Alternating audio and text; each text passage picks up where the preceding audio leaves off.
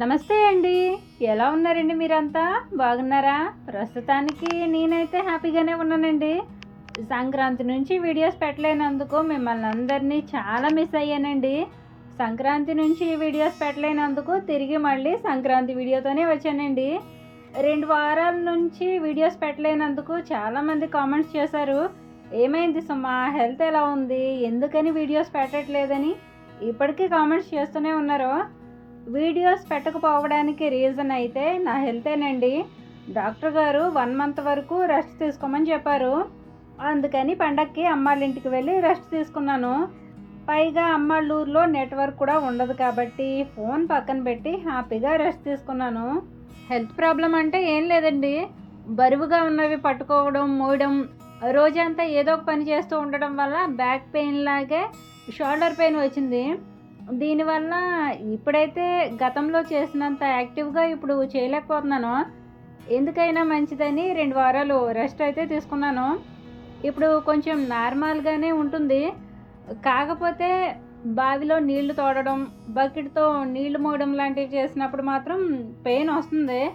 అందుకనే అమ్మాళ్ళ ఇంటికి సంక్రాంతికి వెళ్ళి రీసెంట్గానే మా ఇంటికి వచ్చానండి. వచ్చిన తర్వాత 4 రోజులు గ్యాప్ తీసుకొని ఈ వీడియో రికార్డ్ చేయడం స్టార్ట్ చేశాను.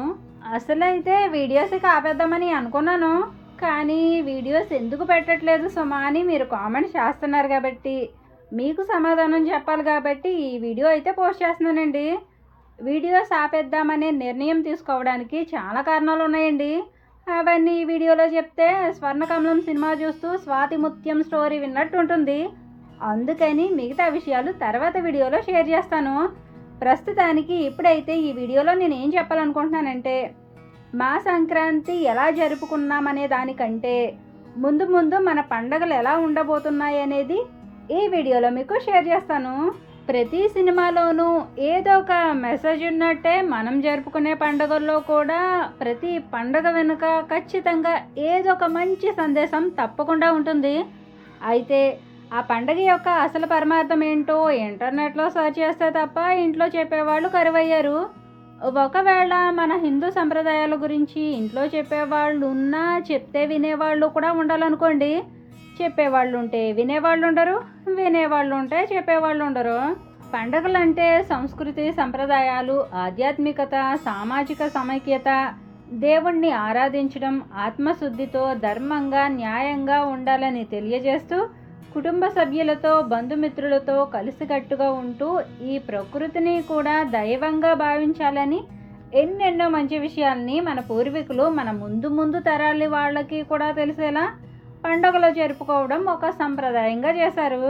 ఒక తల్లిగా మనం మన పిల్లలకి మొదటి గురువుగా ఉంటూ విద్యాబుద్ధులు నేర్పిస్తూ మన వల్ల ఎవరు ఎలాంటి ఇబ్బంది పడకూడదని ఎన్నో చెప్తూ నేర్పిస్తూ మన పిల్లల్ని మనం ఎంత మంచిగా పెంచాలనుకుంటామో అలాగే మన పండుగలు కూడా మనకి మంచి గురువులు లాంటివే.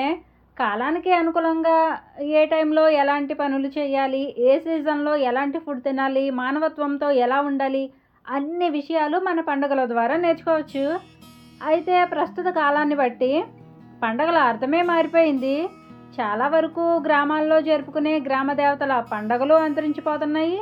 పండుగలో జరుపుకునే విధానము మారిపోయింది. మన చిన్నప్పుడు సంక్రాంతి పండగకి ఇప్పుడు జరుపుకునే సంక్రాంతి పండగకి చాలా డిఫరెంట్ వచ్చింది. అమ్మాళ్ళూరు పక్క పల్లెటూరే అయినప్పటికీ సంక్రాంతి సందర్భంగా హరిదాస్ వచ్చినట్టుగా కానీ, బసవన్న వచ్చినట్టుగా కానీ, బుడబక్కల వాళ్ళు వచ్చినట్టుగా కానీ నేనైతే ఎవరిని చూడలేదండి. పల్లెటూర్లలో సంక్రాంతి పండుగ చాలా సరదాగా ఉంటుందనుకుంటారు, కానీ మా ఊరు వరకు వస్తే మాత్రం ఏమైంది ఈ నగరానికి అన్నట్టు ఏమైంది మా ఊరికి అనిపించింది. ఒక 4-5 సంవత్సరాల నుంచి అనుకుంటా అండి, అమ్మళ్ళూరులో బిఎస్ఎన్ఎల్ నెట్వర్క్ పనిచేయడం స్టార్ట్ అయింది. ఇప్పుడు 4G 5G కూడా పనిచేసే ప్రయత్నాలు జరుగుతున్నాయి.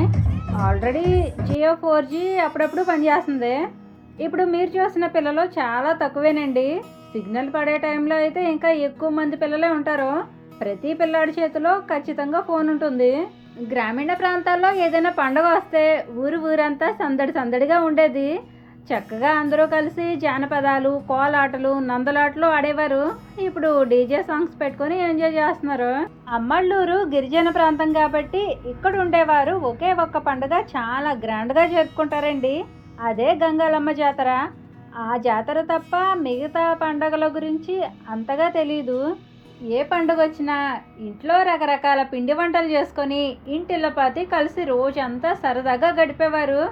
ఇప్పుడు గడపడానికి ఫ్యామిలీనే అవసరం లేదండి. ఏ సినిమాకో షికారుకో వెళ్ళిపోతే రోజంతా హ్యాపీగా ఎంజాయ్ చేయొచ్చు. లేదంటే ఎవరితో సంబంధం లేకుండా ఫోన్ చేత పట్టుకొని రోజంతా నచ్చిన వీడియోస్ చూడొచ్చు. లేదా టీవీలో వచ్చే షోస్ చూస్తూ కూడా ఎంజాయ్ చేయొచ్చు. పాత తరాన్ని గౌరవించాలి, కొత్త తరాన్ని ఆస్వాదించాలి అంటారు. కానీ ఇప్పుడు ఆస్వాదించడానికి గొప్పగా ఏం కనిపించట్లేదండి. టెక్నాలజీ ముసుగులో డెవలప్ అవుతున్నామో తెలియట్లేదు, మనల్ని మనం కోల్పోతున్నామో తెలియట్లేదు. 10 సంవత్సరాల క్రితం వరకు వ్యవసాయం చేస్తే కూలీలు దొరికేవాళ్ళు. 10 రూపాయలు ఇస్తాను, ఈ పని చేసి పెట్టు బాబు అని చెప్తే 10 రూపాయలు తీసుకొని కళ్ళకు అద్దుకొని పని చేసేవాళ్ళు. ఇప్పుడు 100 రూపాయలు ఇస్తానన్నా పని చేసే నాదుడే కనిపించట్లేదు. పల్లెలే పట్టణాలకి పట్టుకొమ్మలు అంటారు కదా, మరి అలాంటిది పల్లెలే పట్టణాలుగా మారిపోతుంటే వ్యవసాయం చేసేది ఎవరు, పంట పండించేది ఎవరు, పాడి పశువుల్ని పెంచేది ఎవరు? యాక్టర్ కొడుకు యాక్టర్ అవడంలోనూ తప్పులేదు, డాక్టర్ కొడుకు డాక్టర్ అవడంలోనూ తప్పులేదు. కానీ రైతు కొడుకు కూడా యాక్టర్ డాక్టర్ అవుతానంటే మరి రైతు అయ్యేది ఎవరు? ఎన్టీ రామారావు గారు యాక్ట్ చేసిన బడిపంతులు మూవీలోని భారతమాతకు జై జైలు, బంగారు భూమికి జై జైలు అనే పాటలో ఒక లైన్ ఉంటుందండి. త్రివేణి సంగమ పవిత్ర భూమి, 4 వేదములు పుట్టిన భూమి, గీతామృతమును పంచిన భూమి, పంచశిల బోధించిన భూమి అని మన భరత భూమి గురించి గొప్పగా రాశారు సి నారాయణ గారు. పవిత్రమైన మన భారతదేశం గురించి తెలుసుకోవాలన్నా, దేశం సస్యశ్యామలంగా ఉండాలన్నా, సంస్కృతి సంప్రదాయాలు కాపాడుకోవాలన్నా మన చేతుల్లోనూ మన పిల్లల చేతుల్లోనే ఉందండి. కానీ ఈ తరం ఎటు వెళ్తుందో ఏంటో ఆ భగవంతుడికే తెలియాలి.